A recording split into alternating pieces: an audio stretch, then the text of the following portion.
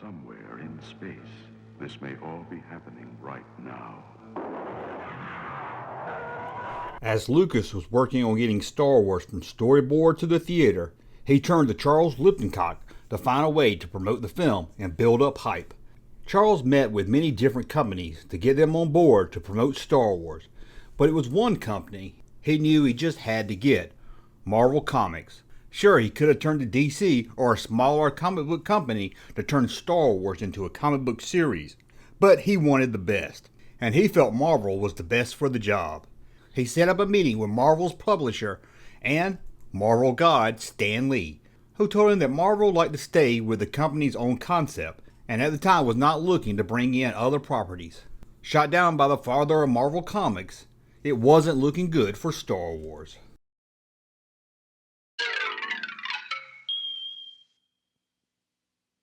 A few years before, around 1975, Marvel's Roy Thompson was having dinner with his friend Ed Summer. Ed ran the Super Snip Comic Emporium in New York, and the two comic book fans would often have dinner together. However, this one time Ed brought along a friend, a silent partner in his comic art emporium, George Lucas. Roy was impressed to meet George Lucas. After all, he was a fan of American Graffiti, released a few years before. As the three talked, it was clear Lucas was familiar with Roy's work as a writer and editor at Marvel. As the dinner got closer to the end, Ed and Lucas started to talk about something Roy had never even heard of: the Star Wars. The name alone got Roy's attention, as he was a fan of the film 2001 and loved that someone like George Lucas was taking on science fiction. He listened to Lucas and Ed talk about the Star Wars, and he wasn't really sure what it was about. He did pick up quickly that it was a science fiction adventure story. The dinner would end with not much else said about Lucas's next film. However, over the next few months, Roy would learn little tidbits about the film thanks to Ed. About a year later, in early 1976, Ed dropped by Roy's apartment with a friend. Not George Lucas this time, but the man that was working with George Lucas, Charles Lippincott.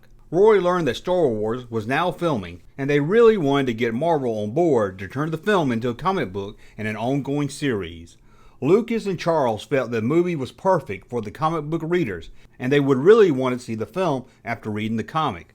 Roy liked the plan for sure, but he reminded Ed that he was no longer the editor-in-chief at Marvel and was now only a writer and editor of a handful of Marvel titles. His biggest at the time was Conan the Barbarian series, that was in 1976 Marvel's biggest comic book series, even outselling Spider-Man. Charles let Roy know that it was due to the success and quality of Conan the Barbarian that he was there meeting with Roy. It was clear to Lucas and Charles that Roy was the man to take on Star Wars, but Roy let them know it was not up to him, that they would have to get Stan Lee to agree to the series. Charlie sadly let Roy know that he had already met with Stan Lee and had been turned down. To Roy, there wasn't much to say after that. If Stan Lee said no, there was nothing anyone else could do. But Charles wasn't ready to give up just yet. He opened his briefcase and pulled out paintings, full-color production drawings done by Ralph McQuarrie. He would show each one to Roy, and with each one tell him a backstory of the beautiful scene. He saw the desert planet of Tatooine, heard how Luke Starkiller would befriend two lovable robots, have to rescue a princess who was captured by the evil Darth Vader. Roy's head was spinning. He kept thinking how it seemed like Wizard of Oz in space. But it was one photo that Charles would flip down that really hooked Roy. The painting of the cantina scene. Humans versus aliens in a face-off, looking like something out of a strange western. Roy, without a doubt, was hooked. It didn't matter what else Roy was shown. He didn't even really follow the story Charles was telling him after that. He had seen and heard all he needed to know. He made up his mind there. He would do all that he could to change Stan Lee's mind. He couldn't promise anything, but he would do his best. Sadly, how Roy or someone changed Stan Lee's mind is a little unknown, as memories of the events have faded over the years. Stan Lee would say in an interview that he was sold on Star Wars from the time he was told Alec Guinness was going to be a part of it. Was that true? If so, maybe Charles Lippincott left that out in his meeting with Stan Lee. Or maybe it was Roy Thompson that told Stan Lee that Alec Guinness was attached to the film. Sadly, it's not really clear. What did happen? Roy was given the job to write and edit the Star Wars film into a 6-part series for Marvel. A team was put together. Comic book artist Howard Chaykin would be brought on board to draw the comics. Howard and Roy got copies of the script and plot details from Lucas's office. The two got so much that they saw a lot of early plans that were dropped well before filming had started on the movie. With the notes, the script, and whatever stills they could get from Charles Lippincott, Howard started drawing.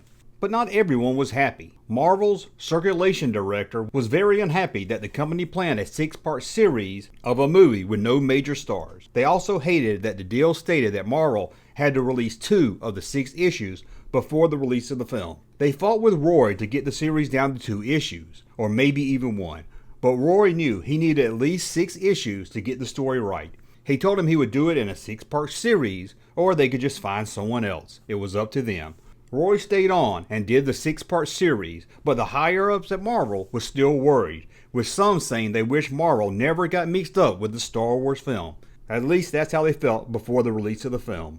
Roy went to work and soon found himself bored and confused by the script. Without the visuals, it just wasn't exciting.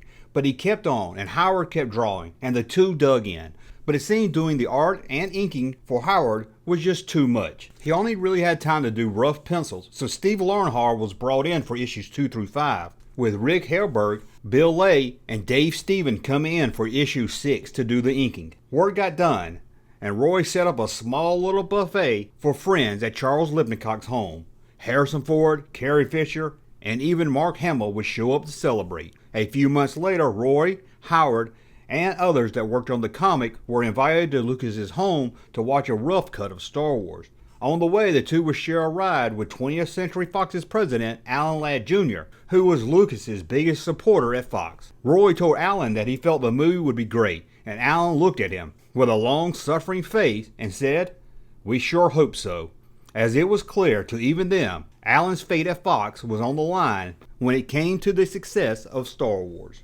They arrived at Lucas's home to watch the rough cut, a cut so early that the opening crawl was totally different. And that original crawl, the one they saw that night, was the one that was used for issue 1 of the Star Wars comic book. After the crawl, the blockade runner appeared, being chased by the huge Imperial Star Destroyer. Even with it being a rough cut, on a small screen, everyone in the room was impressed. Inside the blockade runner, they saw stormtroopers and rebels firing laser guns at each other, with the lasers being hand-drawn in. The evil Darth Vader entered with a muffled English accent. One thing Roy quickly noticed was that a scene of Luke Skywalker and his friend Biggs Darklighter was not in the film, yet he knew it would be in the comic. It was too late to take it out. Soon after the release of the film, some would write into Marvel upset, asking how dare they add things to George Lucas's movie. During the film's final battle, it was cut together with old World War II dogfight clips. Roy would say some years later that it was a surreal experience. After the film, Roy and the others all knew that if the special effects held up, it would be a very good movie, but that didn't mean it would be a very popular movie. The film ended, and then they watched footage of some of the special effect guys blowing up models. Roy said that it was clear the group of filmmakers really liked George Lucas, and everybody was hoping that the film would be a huge success. Roy left excited and happy, but would note years later it would be the last time he had a pleasant experience when it came to Star Wars or George Lucas.